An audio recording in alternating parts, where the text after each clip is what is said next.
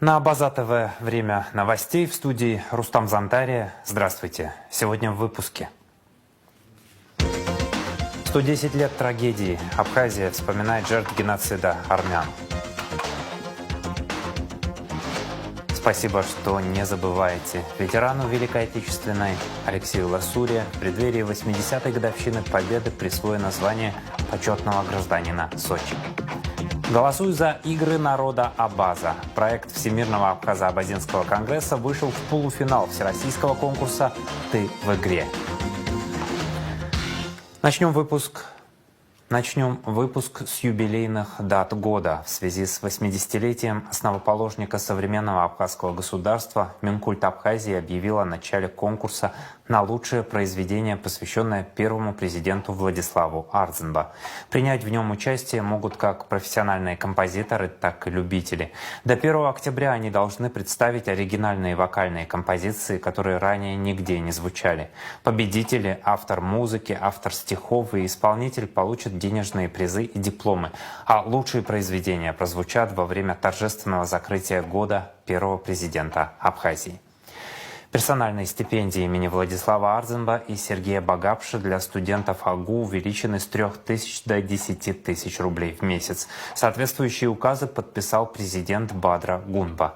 Персональная стипендия имени Владислава Ардзинба была учреждена в 2010 году и присуждается студентам филологического и исторического факультетов, направление история и специальность международные отношения АГУ, демонстрирующим высокие академические успехи и обучающимся на очной форме.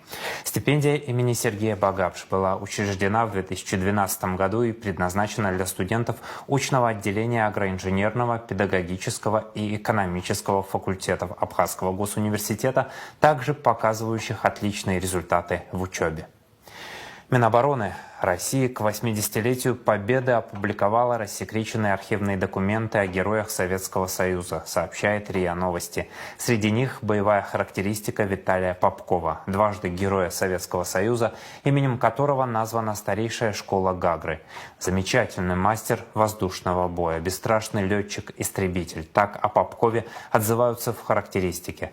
В годы войны он совершил 475 вылетов, 117 воздушных боев, сбил 41 вражеский самолет. О Попкове написано множество книг и статей. Он стал прототипом маэстро и кузнечика из культового фильма «В бой идут одни старики». Виталий Попков скончался 6 февраля 2010 года в возрасте 87 лет. Он похоронен на Новодевичьем кладбище. Ветерану Великой Отечественной войны Алексею Ласуре в преддверии 80-й годовщины Победы присвоено звание почетного гражданина города Сочи. Депутат городского собрания Сочи вместе с коллегами прибыла в Сухум, чтобы вручить ветерану памятную медаль почетного гражданина и поздравить Алексея Ласуре с наступающим праздником Великой Победы. Алексей Ласуре – один из солдат советской армии, отправившихся на войну из Абхазии и дошедших до Берлина. В феврале этого года ему исполнилось 100 лет. Подробности в репортаже Рады Чачава. В Берлине я до самого места, где это фюрер сидел, я там сидел. Алексей Якупович Ласуря был совсем молод, когда началась самая кровопролитная, самая страшная война в истории человечества. И юного еще жителя Абхазии призвали на фронт. Рассказывать о тех жутких днях Алексею Якуповичу будто бы и не хочется. Со скромной улыбкой говорит он, что было сложно. Я уже призывной возраст был, вам взяли с армии, туда попал я. Все сложное было. Там легкого ничего не было. Было страшно, тяжело, но они победили. Алексей Ласуря дошел до самого Берлина. Со смехом рассказал он, что даже расписался на стене Рейхстага, а потом вернулся домой, в родную Абхазию, в которой живет и по сей день, в Сухуме, окруженный заботой родных. В Берлине было, в Берлине было, ничего.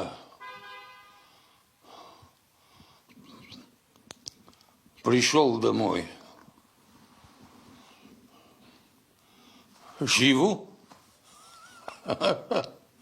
В феврале этого года Алексею Ласуря исполнилось 100 лет. Абхазского долгожителя со столь знаменательной датой поздравили видные государственные деятели Абхазии и России, общественность и многочисленные организации. Прислал письмо с теплыми поздравлениями и президент России Владимир Путин. А в честь годовщины Большой Победы Алексей Ласуря удостоен звания «Почетный гражданин города Сочи».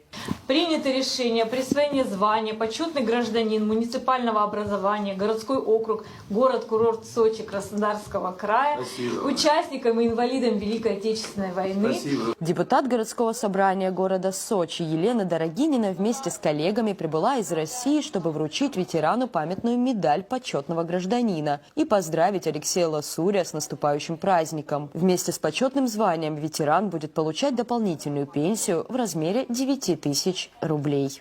Сегодня мы вручили медаль нашему ветерану войны, который прописан на территории города Сочи. Он и в данный момент является почетным гражданином города Сочи.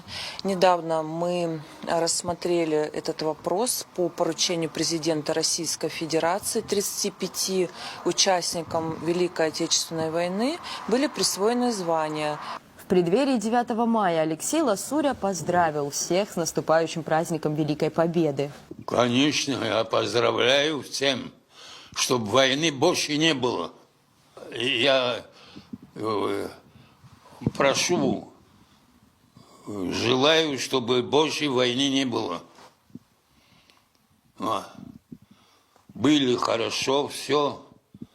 «Спасибо, что не забываете», — сказал Алексей Ласуря в завершении мероприятия. И, как следует настоящему абхазу, чтящему традиции гостеприимства, принялся приглашать всех гостей за стол. Но то самое спасибо, большое, искреннее, ежедневно мы должны говорить именно ему, одному из героев, защищавших от фашизма не только родину, а целый мир. Спасибо большое, что вы пришли. Несмотря на все это, сегодня погода тоже не важная. Что есть там, сядьте, по стакану поднимите. И вместе с вами я тоже подниму. Благодарю вас, что вспомнили участников войны. Рада Чачава и Нала Гухава, Абаза ТВ.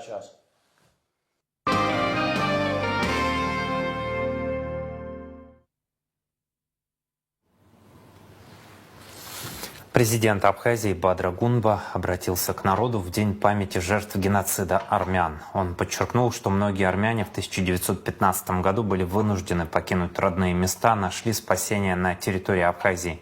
Они стали неотъемлемой частью республики, участвовали в становлении и развитии абхазского государства и сражались за его независимость в 1992-1993 годах. Многие из них отдали свои жизни за независимость нашей страны. Пусть память о жертвах живет вечно, а новые поколения помнят уроки истории, говорится в тексте. 24 апреля спикер Лаша Ашуба от имени Народного собрания парламента республики выразил соболезнования армянскому народу в связи с днем геноцида армян. В траурном адресе, в частности, говорится: 24 апреля 1915 года – трагическая дата в истории армянского народа. Сегодня мы склоняем головы в память о жертвах геноцида и выражаем слова поддержки их потомкам.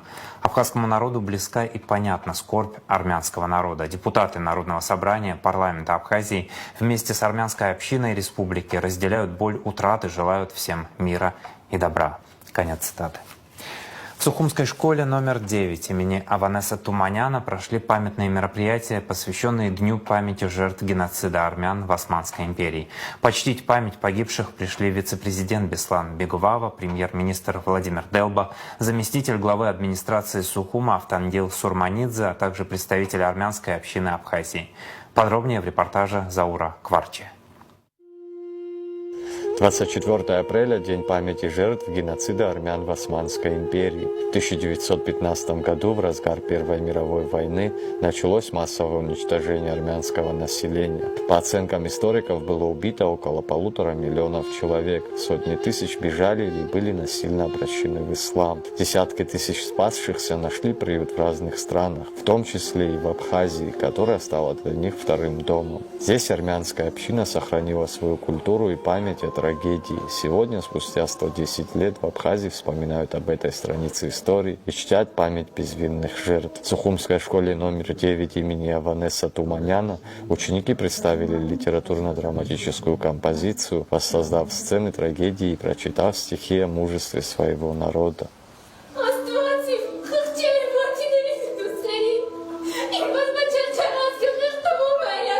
Ժողովրդական նրան սուր յետաղաններից, մենակ մտվեցին ամբողջի վրա, բայց ավակ նրանք անգամ շատ են հայրի։ После представления состоялся траурный митинг. С речами выступали представители армянской общины, общественные деятели и руководители республики.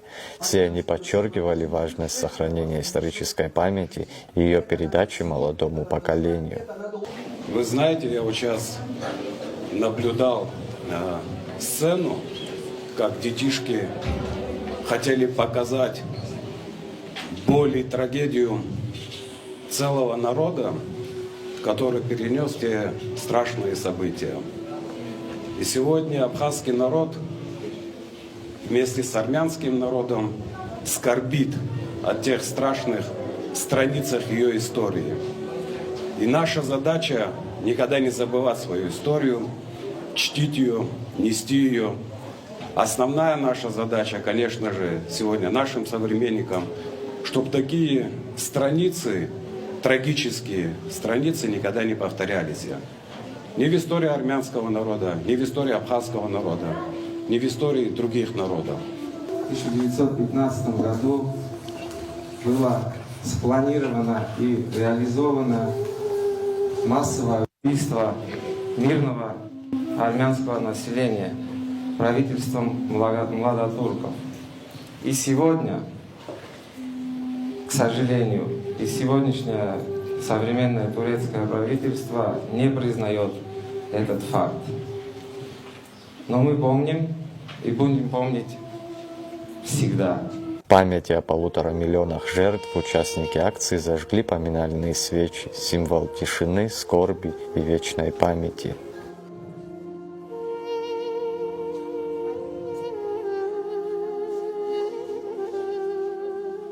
Дата 24 апреля 1915 года как День памяти и скорби выбрана не случайно, поскольку именно в этот день в городе Стамбуле были арестованы, а впоследствии умерщвлены более 800 представителей армянской интеллигенции, в результате чего наш народ понес невосполнимую потерю духовную, культурную. В целом в событиях того периода погибло около 1,5 миллиона армян, причем гонениям и пыткам подвергались все без разбора. В здании этой школы в том числе и вообще армяне Абхазии, нашедшие свое пристанище и которые обрели свою родину уже в Абхазии, рассказывается о том, как абхазский народ приютил, помог обосноваться нашим предкам уже в республике Абхазия. Поэтому это наша общая потеря. Помним и скорбим. Спасибо. Затем участники прошли к берегу Черного моря. Там в знак памяти они опустили на воду красные гвоздики, символ невинно пролитой крови.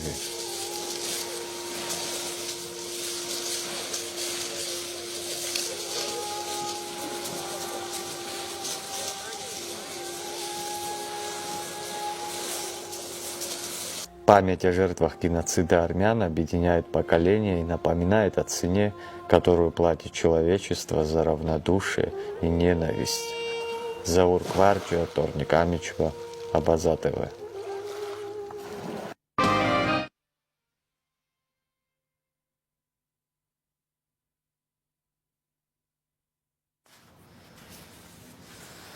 Продолжаем выпуск. 1 мая этого года Сухумский аэропорт имени Владислава Ардзинба примет первый регулярный рейс из Российской Федерации. Это будет рейс Москва-Сухум, рассказал министр энергетики Абхазии Батал Мушба.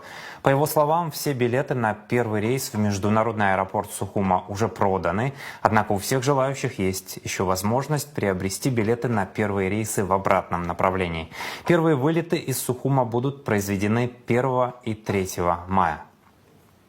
Уважаемые граждане Республики Абхазия, дорогие гости, как вы знаете, в ближайшее время состоится историческое событие. В первых числах мая ожидается первый прилет авиарейса из города Москва в международный аэропорт имени Владислава Григорьевича Ардзинба города Сухум. Мы хотели бы поблагодарить всех граждан, гостей, которые приобрели билеты на первые рейсы. Понимаем, какое это важное историческое событие. Вместе с тем хотели бы подчеркнуть, что первый рейс также состоится 1 и 3 мая из города Сухум в направлении город Москва. Все желающие, наши граждане, гости, у которых есть какие-то свои личные цели или же желание полетать на первом авиарейсе из города Сухум, пожалуйста, приобретайте билеты. Все доступные электронные платформы для этого есть. Это и сайты авиакомпаний, таких как ЮВТ, Nordwind, iFly и другие электронные ресурсы по приобретению авиабилетов. Причиной длительной задержки на КПП «Адлер» гражданина России и Абхазии, абхазского политического деятеля Адгура Ардзинба, стало то, что он, лишенный водительских прав, управлял автомобилем. По данным СГБ Абхазии, полученным от российской стороны, Ардзинба выезжал из республики ночью 20 апреля на Mercedes-Benz. Погранконтроль занял 2 минуты, но при оформлении машины выяснилось, что в январе этого года Адлерский суд лишил Ардзинба российских водительских прав за нарушение ПДД. Это стало основанием для дополнительной проверки, которая заняла 1,5 часа, после чего Адгур Ардзинба покинул пункт пропуска. Кроме того, вместе с ним в машине был Инар Сичинава, который подозревается в незаконном обороте оружия и находится под подпиской о невыезде. В СГБ уточнили, что запрос к российским коллегам стал следствием обращения абхазских политических и общественных организаций. Если органы СГБ действительно стремились установить истину в отношении инцидента на КПП ПСО, логичным и, более того, законным шагом было бы в первую очередь связаться с самим гражданином Республики Абхазия Ардзинба Адгуром Амирановичем и получить его официальное пояснение по поводу произошедшего. Об этом говорится в заявлении Республиканской общественной организации «Абхазское народное движение» в ответ на комментарий Службы государственной безопасности Республики. В нем также отмечается: единственным государственным чиновником, который проявил инициативу и связался с Адгуром Амирановичем по этому вопросу, является министр иностранных дел Республики Абхазия Олег Мсасович Барцыц. При задержании Адгура Ардзинба на пограничном пункте ПСОУ ни один представитель российских пограничных или таможенных служб не задал ему ни одного вопроса. В том числе не было сказано ни слова о лишении водительских прав. В завершение АНД обращается к Службе государственной безопасности Республики Абхазия с предложением в рамках своего сотрудничества с компетентными органами Российской Федерации запросить официальную информацию по другим аналогичным инцидентам. Мы уверены, что обществу будет не безинтересно узнать, что именно происходит на границе и почему граждане Республики Абхазия подвергаются подобным мерам со стороны сопредельного государства. Конец цитаты. Пресечена попытка провоза боеприпасов на границе с Абхазией. При проведении таможенного контроля на посту Адлер был остановлен легковой автомобиль, направляющийся из Абхазии в Россию. В ходе досмотра машины в багажнике среди личных вещей был обнаружен пакет, в котором находились предположительно патроны к ружью, 51 предмет. Согласно заключению экспертизы, изъятые предметы являются охотничьими патронами 12-го калибра промышленного производства к гладкоствольному охотничьему огнестрельному оружию ИЖ-18, ИЖ-17. Пассажирскую таможенную декларацию мужчина не заполнял и в таможенный орган не подавал. Соответствующие разрешительные документы органов внутренних дел на перемещение боеприпасов через таможенную границу ЕАЭС не представил. Службы по городу Сочи и Краснодарской таможне возбуждено уголовное дело.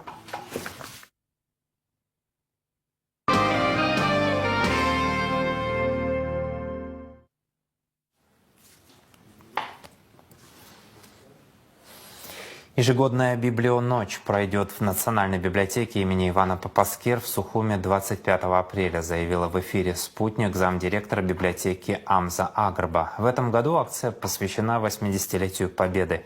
Наш девиз «Память сильнее времени». Наша главная цель – привлечь молодежь, рассказать о Великой Отечественной войне, о героизме выходцев из Абхазии, говорит Агрба. Программа вечера разнообразна, от выставок до буккроссинга и просмотра военной кинохроники. На первом этаже состоится торжественное открытие акции, там же организуют фотозону.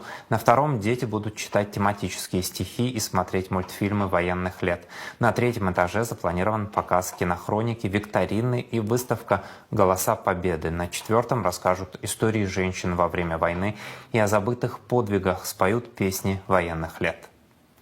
25 апреля в ресурсном центре Россотрудничества в Сухуме напишут диктант Победы. Тест состоит из 25 вопросов и 4 вариантов ответа. Для каждой страны, в которой проходит диктант Победы, местным профессиональным сообществом историков подготовлены 5 вопросов, отражающих вклад страны в Великую Победу. В Республике Абхазия в становлении 5 вопросов участвовали преподаватели АГУ, сотрудники АБИГИ, учителя школ.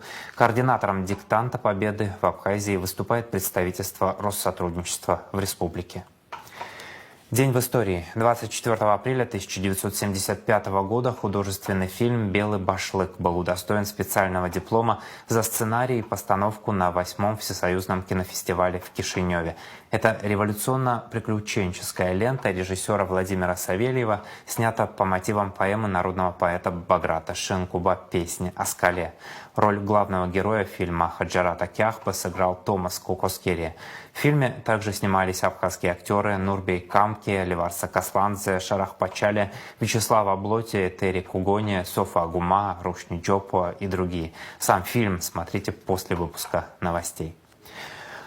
Проект «Игры народа Абаза» вышел в полуфинал всероссийского конкурса «Ты в игре». В конкурсе от Министерства спорта России приняли участие 5500 проектов, и «Игры народа Абаза» вошли в 280 лучших. В данный момент проходит решающий этап — народное голосование, как поддержать сохранение уникальных спортивных традиций абхазо-абазинского народа, рассказывает Надежда Боровикова. Культурно-спортивный фестиваль «Абаза» проходит в Карачаево-Черкесии с 2014 года. Его основатель, председатель Высшего совета Всемирного абхазо-абазинского конгресса Муса Экзеков, задумывал фестиваль как способ развития культуры и спорта в абазинских аулах Карачаево-Черкесии. Неотъемлемая часть фестиваля – это игры народа Абаза, соревнования по 6 видам спорта, а также по национальным направлениям, таким как стрельба из лука, взбирание по столбу, бросание камня и прочее. Команда из Абхазии принимает участие в фестивале каждый год. Вообще для всего народа Абаза это самое главное мероприятие в году.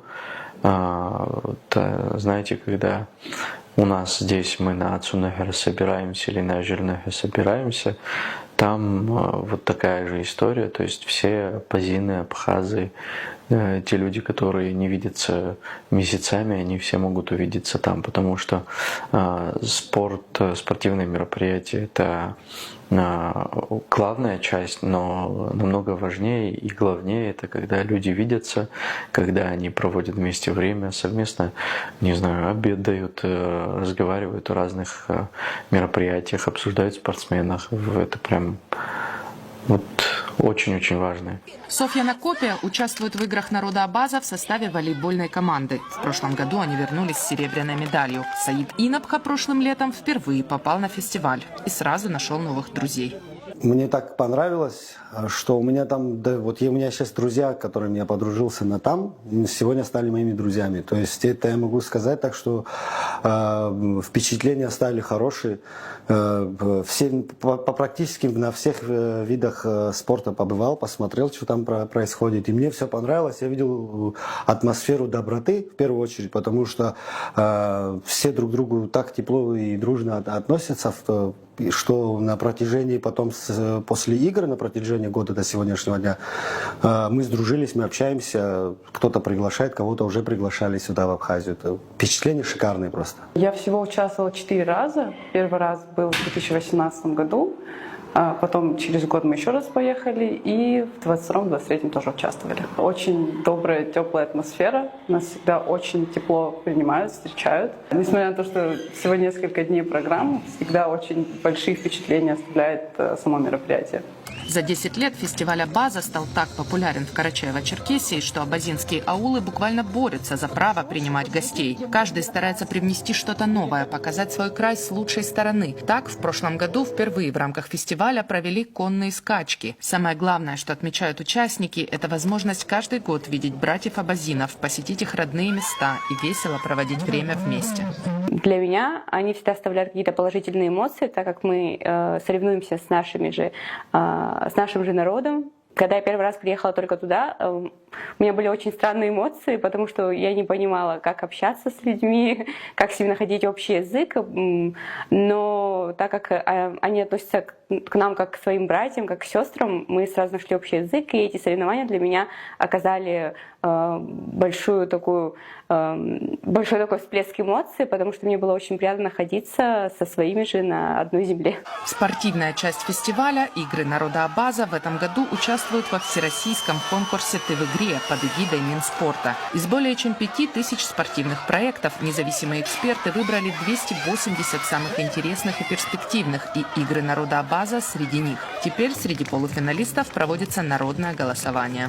Друзья, это очень важный момент.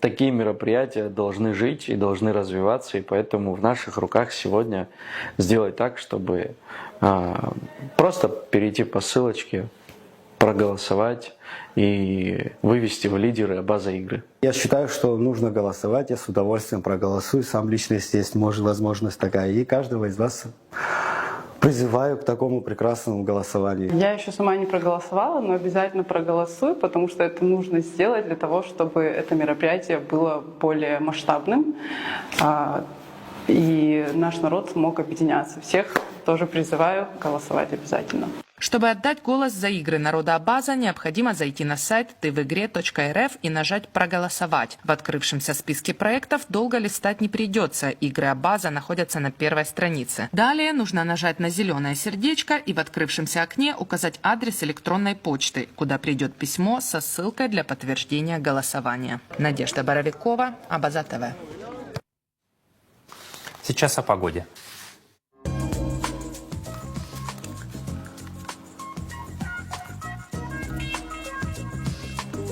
В пятницу 25 апреля в Абхазии ожидается облачная погода, ночью преимущественно без осадков, днем временами дождь, возможно гроза, туман. Атмосферное давление пониженное, ветер слабый и умеренный, температура воздуха ночью от 9 до 14, днем от 14 до 19 градусов. Температура морской воды 12 градусов, волнение морской воды слабое и умеренное, относительная влажность воздуха от 70 до 90%.